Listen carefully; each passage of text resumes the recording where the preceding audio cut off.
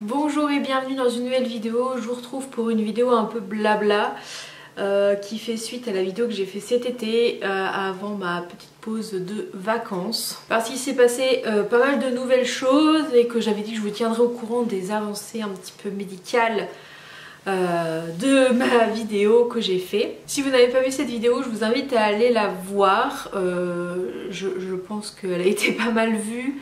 Donc du coup je pense que vous n'êtes pas passé à côté. Je tiens tout d'abord à remercier toutes les personnes qui m'ont mis un commentaire sous cette vidéo pour m'encourager, tout ça, et ça m'a beaucoup aidé. J'ai pu commencer mes vacances de façon plus sereine et ça m'a beaucoup aidé. Donc merci à toutes les personnes qui m'ont envoyé des petits messages, que ce soit sur les autres réseaux ou sous directement la vidéo YouTube. Sachez juste que je ne cherchais pas de conseils médicaux ou de traitements médicaux ou de médecins ou quoi que ce soit. Je voulais juste exprimer un petit peu ce que j'avais sur le cœur. Je sais qu'il y a pas mal de personnes qui m'ont dit tu devrais essayer ci, tu devrais essayer ça. Je suis assez entourée de médecins. Et j'ai fait assez de tests, tout ça, pour être bien suivie, pour avoir fait tout ce qu'il fallait faire. Je sais que c'est bienveillant, mais je pense que je suis assez entourée de médecins actuellement pour être prise en charge, être bien suivie et faire tout ce qu'il faut faire. Donc voilà, et j'ai fait tous les tests, enfin les prises de sang, j'en fais tous les ans, et des batteries sur plusieurs hormones, sur plein de choses, donc voilà.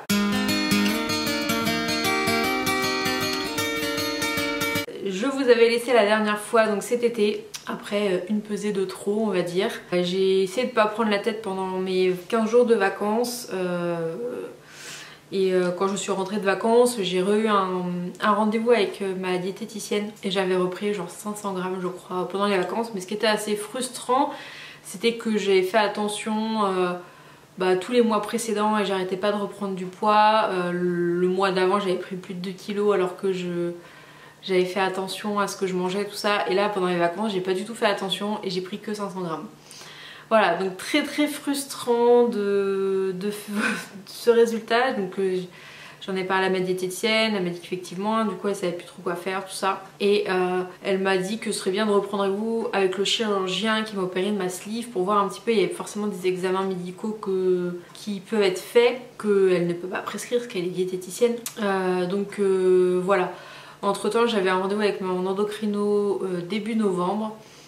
Et du coup elle m'avait dit bah voilà on fait une pause, qu'il fallait que je continue comme je faisais actuellement et qu'on reverrait plus tard après les rendez-vous, donc endocrino et du chirurgien, qu'on referait un point à ce moment là. Entre temps, entre l'été, le début septembre, j'ai eu des réflexions, enfin je me suis posé pas mal de questions sur mon suivi endocrino que j'ai depuis que j'ai été diagnostiquée, donc ça fait 12 ans. Et ce suivi me convenait plus. Voilà, la prise en charge me convenait plus, le traitement, voilà, je me suis dit que je voulais voir autre chose.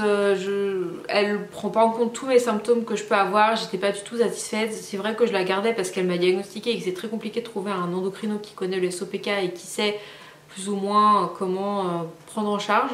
Du coup j'ai commencé à regarder sur Rennes parce qu'avec l'association on est en partenariat avec Mapato qui est un annuaire qui répertorie du coup des pros de santé en fonction de là où on habite, et à Rennes j'ai rien trouvé. Et avec l'association on connaît un autre endocrino sur Nantes, Dr Borges, avec qui j'ai été en contact plusieurs fois, que j'ai rencontré, tout ça, avec qui j'ai fait l'enregistrement du webinaire. Enfin bref, ça fait un moment qu'on est en contact et c'est vrai que je la trouvais très sympathique et surtout que son approche était vraiment très complète. Quand j'ai fait le webinaire avec elle, l'enregistrement, je me suis rendu compte de tous les examens qu'elle faisait passer à ses patientes et que je me rendais compte que moi je n'avais pas fait tout ça, j'avais jamais fait tout ça. Du coup je savais qu'elle prenait plus de patients, mais en ayant été la voir donc début septembre, parce que j'avais mon rendez-vous post-op pour ma poitrine, pour mes 1 an post-op, je devais lui apporter des dépliants, des affiches. Donc vu que c'était pas très loin, j'ai fait un petit saut et voilà, je lui ai demandé si elle prenait des nouveaux patients. Elle m'a dit que non, mais elle pouvait faire quelques petites exceptions. Et quand je lui ai dit que c'était pour moi, elle m'a dit bah oui, tout de suite. Je lui ai expliqué un petit peu que j'étais plus satisfaite du suivi que j'avais avec mon endocrino actuel, tout ça. Et franchement elle était tellement sympa, elle m'a dit oui pas de souci. Et je lui ai expliqué la difficulté que j'avais à me faire prescrire un test OMA. Donc je vous en avais parlé dans la dernière vidéo, c'est un test qui permet de savoir si on fait de l'insulinorésistance parce que c'est quelque chose qui peut expliquer la prise de poids soudaine comme ça, que je n'ai jamais fait. Ce test je ne l'ai jamais fait et qui est souvent une évolution du SOPK. Faut savoir que je prends de l'âge, j'arrive sur mes 30 ans dans moins d'un mois, et que le SOPK évolue avec l'âge et que malgré que je traite certains symptômes, d'autres peuvent évoluer. Et donc j'avais fait la demande à mon médecin traitant 2 fois, même avec un courrier de la diététicienne, et elle ne souhaitait pas, enfin m'a dit qu'elle ne pouvait pas faire. Du coup je devais attendre l'endocrino que j'avais au mois de novembre. Et là en fait elle m'a fait l'ordonnance tout de suite, elle m'a dit bah je vais vous la faire moi, donc elle m'a fait l'ordonnance pour le test Thomas, sachant que j'aurais pu le faire moi-même sans ordonnance, donc ça coûte 200 €. Voilà, donc je préférais attendre d'avoir une ordonnance. Et elle a accepté du coup de qu'on cale un rendez-vous. Et entre temps j'avais pris rendez-vous avec le chirurgien donc mi-novembre. Et elle m'a dit bah quand est-ce que vous revenez sur Nantes, on cale un rendez-vous. Et du coup bah on a calé le rendez-vous le même jour, comme ça je revenais qu'une seule fois. Sur ça elle a été super arrangeante. Elle m'a dit je suis désolée je peux pas vous prendre tout de suite et tout. Je lui ai dit bah non mais je voulais pas forcément avoir un rendez-vous tout de suite maintenant avec elle. Et du coup on a calé ça au mois de novembre. Donc entre temps ce qui s'est passé c'est que j'ai été faire le fameux test OMA. Donc c'est une simple prise de sang où il teste la glycémie, l'insulinémie, l'hémoglobine glyquée, et en fait il y a toute une espèce de soustraction entre l'insuline et la glycémie, il y a quelque chose comme ça. Sachant que je n'avais jamais fait ce test parce que mon ancien endocrino pensait qu'il n'y avait rien étant donné que ma glycémie était bonne, mais ça ne veut rien dire. Quand la glycémie n'est plus bonne, c'est trop tard en fait, le diabète de type 2 est installé. La seule façon de diagnostiquer une insulinorésistance c'est en faisant des prises de sang et en faisant des tests et en faisant surtout l'insuline.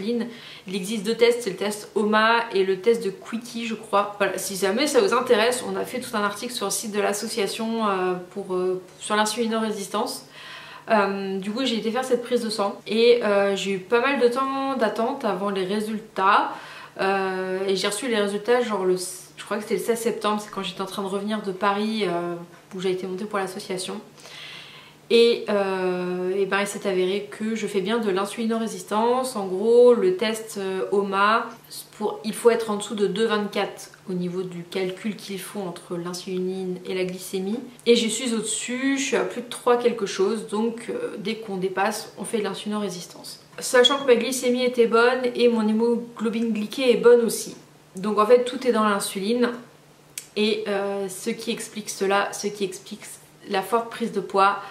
Ensuite on a mis en accord avec mon ancien endocrino de diminuer Androcur au mois de mars. Est-ce que c'est un lien aussi avec tout ça? Possible, on ne pourra pas trop savoir parce que est-ce que la fait de diminuer Androcur, il y a une remontée de testostérone en lien avec l'insuline, réaugmentation de l'insuline, et du coup tout ça fait que ça s'emballe un peu plus de prise de poids que les mois précédents, voilà. Donc du coup j'ai envoyé un message à ma diététicienne qui m'a dit que voilà c'était une des hypothèses qu'elle s'était fixée et que ce dont on avait parlé qui pouvait expliquer cette prise de poids effectivement inexpliquée. Du coup elle m'a conseillé en attendant le rendez-vous, mes 2 rendez-vous, de prendre du myo-inositol. Le myo-inositol c'est un complément alimentaire qu'on prend, il y a plusieurs marques et moi j'ai décidé de prendre le Zitolia parce que je voulais commander celui de Sova, sauf qu'à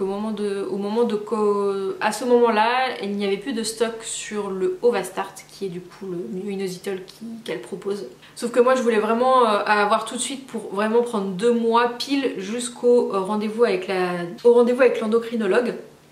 Pour voir, parce que ça se trouve si elle mettait sous quelque chose d'autre, j'allais plus pouvoir prendre le myo-inositol, donc je me dis au moins je fais un test pendant 2 mois. Donc j'avais commandé Zitolia et un peu plus tard j'ai commencé le balance tes sucres qui est à Sova, qu'il y en avait, donc j'ai commandé une cure de 3 mois. Et le Zitolia c'est du myo-inositol, du chrome, du zinc, de la B9 je crois si je me trompe pas. Et le balance tes sucres ça va vraiment jouer sur l'insuline aussi. Il y a de la berberine, il y a de la cannelle, enfin vraiment des choses anti-inflammatoires et qui vont essayer de diminuer la glycémie et remettre l'insuline et tout ça. Donc du coup j'ai commencé à 2 gélules et le Zitolia ça se prend un matin, un soir, c'est une poudre à mélanger avec de l'eau. Du coup j'ai pris sur 2 mois jusqu'au rendez-vous balance tes sucres. Pendant un mois j'ai pris 2 gélules et au bout d'un mois j'ai passé à 3 gélules parce que je ne voyais pas forcément de différence. Il faut savoir que du coup quand je suis arrivée au 1 mois de balance tes sucres, je stagnais niveau poids depuis le mois de septembre. J'avais perdu 200 grammes, repris 100 grammes. Voilà, mais j'étais toujours au même poids depuis le mois de septembre, donc c'était une bonne chose. Déjà je reprenais pas de poids comme j'avais pu prendre avant. Et vu que je voyais pas de grosses... voilà, j'avais repris 100 grammes avec le balance tes sucres entre guillemets, je me suis dit je vais augmenter à 3. Elle m'avait donné l'autorisation de passer à 3 gélules, les filles de Sova. Donc, et puis on a vu que j'ai une insulino-résistance, je me suis dit que... Enfin, voilà, c'est que c'était nécessaire. Donc je suis passée à 3 gélules. C'était 15 jours avant d'avoir le rendez-vous avec l'endocrinologue et le chirurgien. C'est ça, c'était début novembre et 15 jours après, je me suis pesée avant d'aller enfin après les rendez-vous parce que du coup je voulais un point pour voir. Et j'ai perdu 400 grammes en 15 jours depuis que du coup j'ai réaugmenté balance tes sucres avec 3 gélules. Est-ce que c'est une coïncidence? Est-ce que c'est lié à ça? Je ne sais pas encore parce que c'est trop tôt pour le dire. Je saurai plus dans une semaine parce que j'ai eu mes rendez-vous il y a une semaine. Et du coup j'ai essayé de me reposer tous les 15 jours pour voir s'il y a un effet, surtout que là du coup j'ai commencé un nouveau traitement mais j'y reviendrai après pour tout ça. Donc à voir, sachant que je n'ai pas perdu 400 grammes depuis très longtemps, au moins 1 an. Donc je sais pas, c'est peut-être la révolution, quelque chose qui se passe dans mon corps, je ne sais pas. Du coup j'ai eu rendez-vous donc très tôt le matin avec l'endocrinologue. Elle m'a gardé pendant 1h20, très long. Mais je vais pas vous refaire tout le truc parce que ça a été long, parce que elle a repris mon historique, on a parlé du coup de mon historique avec le SOPK, de l'historique de ma famille, des maladies, tout ça. On en est venu à donc une diminution d'androcure. Je suis à moitié d'un comprimé et on passe à 1/4 de comprimé pour potentiellement arrêter et passer sur une autre pilule avec de la spironolactone. Voilà, et une pilule qui se rapproche de Androcure dans les compositions pour éviter qu'il y ait trop de problèmes par la suite. Donc pour l'instant je continue Androcure parce que je ne peux pas arrêter du jour au lendemain comme ça, déjà en diminuant de moitié. Déjà en ce moment je me tape des boutons toutes les semaines. Quand j'en ai un qui s'en va, j'en ai un autre qui arrive et plusieurs. Là j'ai le menton, ça se voit pas trop à la caméra j'ai l'impression. Et tant mieux, mais j'en ai là, j'en avais un peu sur le front, enfin bref. Donc là je finis mon mois à moitié et je pars sur 1/4 dès la semaine prochaine. On va du coup, j'ai une prise de sang, une très grosse prise de sang à faire dans 4 mois, parce que je la revois dans 4 mois pour voir comment gère mon corps avec le quart d'Androcure. Donc elle m'a refait une prescription pour tester la testostérone et toutes les hormones qui sont testées pour un SOPK, pour voir où ça en est, pour voir si mes androgènes ne sont pas trop remontés. Parce que si c'est trop remonté, je ne pourrais pas passer à la pilule dont elle m'a parlé, mais on restera peut-être sur Androcure. Voilà pour ça. Ensuite, elle m'a represcrit toutes mes vitamines parce que j'étais en carence de B12, ça remonte un petit peu. Enfin voilà, du coup, elle m'a represcrit toutes mes vitamines. Et nous avons décidé... Elle a décidé de me mettre sous metformine le soir au repas, donc 500 mg pour le moment pour commencer. Voilà, elle m'a dit de continuer ce que je prends en complément alimentaire, donc entre temps, c'est arrivé pile le même jour. Le jour où j'avais mon rendez-vous, j'attendais pour commander du coup chez Sova le Ovastart. Et du coup, pile ce jour-là, grosse coïncidence, il y avait 20% sur tout le site parce que c'était leur anniversaire je crois. Donc j'ai pris une cure de 3 mois sur l'Ovastart et le balance tes sucres. Vu que je prends 3 comprimés de balance tes sucres, le flacon il me dure moins longtemps, normalement c'est 1 mois. Donc du coup j'ai eu de la chance, j'ai eu une promo et j'ai pu commander. Donc je continue ces compléments alimentaires plus de la metformine le soir. Donc on voit dans 4 mois ce que ça donne, sachant qu'elle a plusieurs options. Il y a l'option d'augmenter la metformine, on peut être jusqu'à 3 grammes par jour, c'est-à-dire 1 gramme par repas, donc matin, midi et soir. Pour l'instant on a juste le soir. Et c'est vrai que... bien prendre pendant les repas, parce qu'il y a un repas où je l'ai pris juste après, parce qu'en fait je l'avais pris, j'ai été manger dans ma chambre, voilà, dans mon lit, j'avais pris le comprimé, je l'avais posé sur mon lit et je l'avais oublié, et je l'ai vu après, je me dis mince, du coup je l'ai pris genre bien 1 heure après le repas.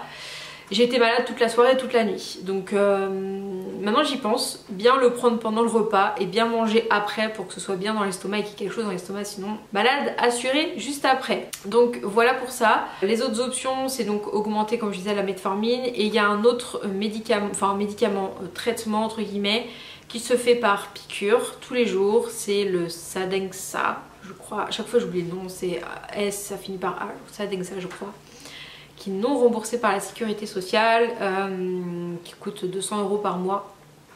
Pour l'instant j'y suis pas, mais on verra comment agit Metformine. Mais voilà, c'est une des solutions qui pourrait servir pour réenclencher une perte de poids derrière et ajuster du coup l'insulinorésistance. Dans la prise de sang qu'elle m'a prescrit, il y a vraiment encore un test OMA à faire, toutes les vitamines, il y a vraiment, c'est super complet ce qu'elle m'a donné à faire. Et j'ai un autre examen à faire qui est le test du cortisol, parce que justement les androgènes jouent aussi sur ça, et voir ce qu'il en est. Je n'ai jamais fait cet examen, c'est là que je me dis que mon auto-endocrino ne m'a jamais fait faire rien que le test OMA, le test du cortisol, jamais fait ça. Et il s'agit de récolter les urines sur 24 heures, voilà, donc dans un petit pot avant de l'emmener au laboratoire. Donc ça à faire dans 4 mois, de toute façon, ces trucs-là, pour voir justement comment mon corps réagit par rapport à la baisse d'androcu. Elle m'a... quand je lui ai dit que je voyais le chirurgien après, elle m'a fait un petit papier parce qu'elle m'a dit que ce serait intéressant du coup de voir par rapport à mon estomac le volume, de faire un scanner volumétrique. Du coup elle m'a noté ça sur un papier pour que je puisse lui donner parce qu'ils se connaissent en fait, c'est assez rigolo.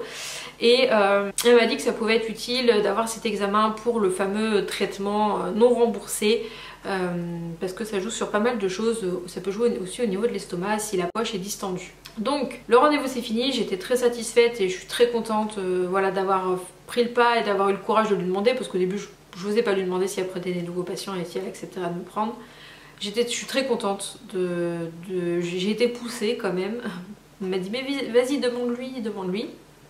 Je suis très contente de l'avoir fait parce que je suis très contente du coup du chemin et puis comme elle m'a dit, elle a plusieurs plans, tout ça, donc je sais qu'elle va pas me laisser tomber et elle est pas très jugeante aussi sur... et elle comprend en fait que la prise de poids elle est pas liée au fait que je mange n'importe quoi, elle est vraiment liée à des choses environnantes et autres. Donc alors que mon autre endocrino était beaucoup plus jugeante là-dessus. Enfin bref, j'ai été au rendez-vous du coup avec le chirurgien. Qui a été assez rapide parce que c'est vrai qu'il a moins de choses à apporter, mais quand même j'avais un courrier de la diététicienne, donc du coup je lui ai montré, il a dit que j'étais très bien suivie. Il a dit qu'effectivement selon le bilan qu'il avait fait, je consomme 1300 calories par jour alors que je devrais être à 2100. Donc c'est pas normal que je prenne du poids en mangeant moins niveau calories. Je lui ai parlé du scanner volumétrique demandé par le docteur Borgé juste avant. Il m'a dit qu'effectivement ça pouvait être intéressant, mais ça pouvait être aussi tout et rien dire, parce que la poche peut être dilatée mais on peut manger en petite quantité, la poche peut être plus petite et manger plus. Donc en fait ça voulait tout et rien dire. Il m'a dit que j'allais le faire quand même parce que je lui ai parlé du fameux traitement. Mais il m'a dit qu'il allait faire quand même, que ça allait pouvoir donner des réponses ou non de toute façon. Donc du coup il m'a fait la prescription pour ça. Ensuite il m'a fait il a appelé et actuellement maintenant donc c'est à la clinique Jules Verne, c'est le docteur Potiron, voilà, j'en ai déjà parlé sur mon parcours Sleeve, tout ça. Ils mettent en place maintenant des hospitalisations de jour avec plein d'examens, tout ça. Sauf que moi je me suis opérée à 7 ans, donc à l'époque il n'y avait pas ça. Et du coup il a demandé si à 7 ans post-op on pouvait faire cette hospitalisation de jour, et apparemment quelqu'un a dit oui. Enfin, ils ont dit oui. Donc du coup il trouvait que c'était intéressant que je le fasse pour voir diète, psychologue, coach sportif et encore d'autres médecins, je ne sais plus exactement. Surtout ce qui l'intéresse lui, c'est que je me pèse sur cette fameuse balance impédance mètre pour voir mon taux de gras et de muscles. Sachez juste que oui j'en ai une chez moi, mais elle m'a coûté 40 €. Sa balance à lui coûte 15 000 €. Voilà, c'est pas du tout la même chose, il n'y a rien à voir. La balance chez moi elle dira sûrement des conneries en fait par rapport à ce que va dire cette balance. Donc c'est surtout ça qui l'intéresse. Et il m'a dit du coup de reprendre rendez-vous avec lui après, surtout pour le scanner, parce que c'est rien que je fasse le scanner et qu'il n'y ait pas d'interprétation et d'explication derrière. Donc voilà, et puis il m'a dit que s'il suffisait de manger équilibré, faire du sport pour perdre du poids ou maintenir son poids, ça se saurait. Des fois le métabolisme, on ne comprend pas ce qui se passe, le métabolisme nous joue des tours et il se passe des choses indépendantes de notre volonté. Et c'est vrai que c'était très déculpabilisant le fait qu'il me dise ça. Je me dis enfin je suis comprise, et enfin on me dit que non, c'est pas de ta faute, c'est pas ta faute, tu fais bien les choses, tu fais tout pour bien faire les choses. Et en fait c'est mon corps quoi, mon corps est sans doute le SOPK et peut-être d'autres choses qui sont pas forcément visibles comme ça. qui luttent et qui veulent quand même et qui ne fonctionnent pas forcément bien. Il m'a dit que des fois on pouvait pas y faire grand chose et que voilà, j'ai dit oui mais moi je peux pas rester comme ça, je ne m'aime pas comme ça, je commence quand même à avoir moins de difficultés que les mois précédents parce que surtout que ma prise de poids s'est plus ou moins freinée. Mais je ne vois pas pourquoi je devrais m'aimer comme ça, pourquoi me forcer à m'aimer comme ça alors que je me préférais avant. Donc du coup on va essayer de voir ça. Donc j'ai pris rendez-vous pour le scanner, j'ai pris rendez-vous pour l'hospitalisation de jour et j'ai repris rendez-vous avec lui. Voilà. Et tout ça entre décembre et janvier ça va aller très très vite, donc ça c'est chouette. Et du coup je referai un bilan avec l'endocrinologue au mois de mars. Voilà pour ce qu'il en est. Donc j'ai eu, on va dire, un nouveau diagnostic, le diagnostic de l'insulinorésistance. Je continue à me battre pour l'alimentation, je suis assez stricte dans ce que je mange entre guillemets, c'est-à-dire que ce que je fais chez moi c'est vraiment strict au niveau IGBA, ce qui me permet de me... comment expliquer ? C'est-à-dire que je vais pas me prendre la tête quand je vais être invitée, quand je vais aller au restaurant ou quand je vais sortir. C'est-à-dire que j'essaye de pas trop embêter les gens.